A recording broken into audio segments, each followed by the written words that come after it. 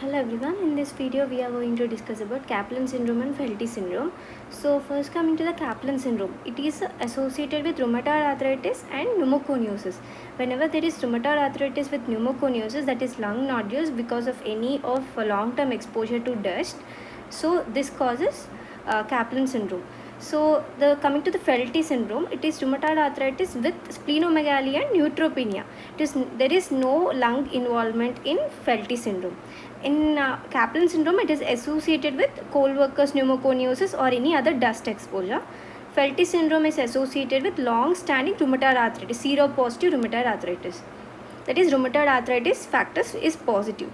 Pathogenesis is immunocomplex deposition in the lung causes Caplan syndrome, and autoimmune destruction of the neutrophils and hypersplenism is the pathogenesis of Felty syndrome. Key triad of the Caplan syndrome is rheumatoid arthritis, lung fibrosis and pulmonary nodules. Here the complete lung involvement with rheumatoid arthritis.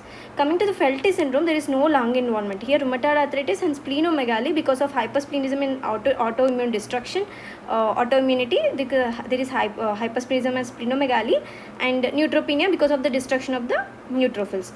And lung involvement is seen in Caplan syndrome and rare or absent in Felty syndrome.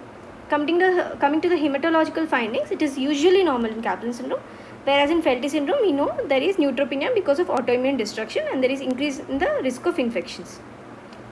Symptoms, Caplan syndrome is associated with respiratory symptoms like cough, breathlessness, and nodules can be seen on chest x-ray.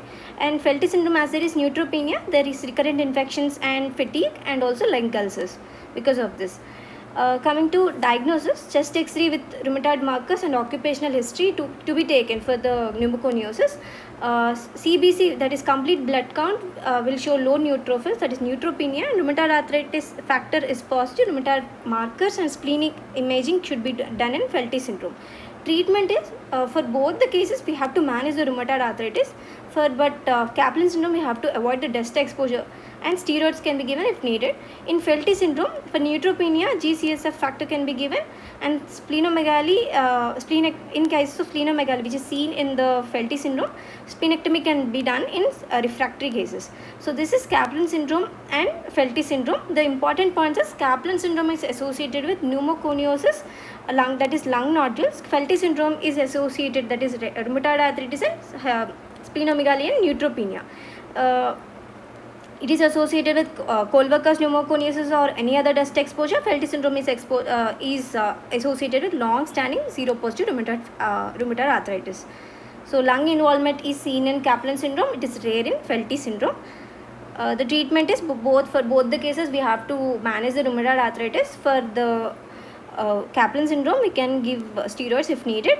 In cases of Felty syndrome, you have to treat the neutropenia, and also we can do splenectomy for the refractive cases. So this is Caplan syndrome and Felty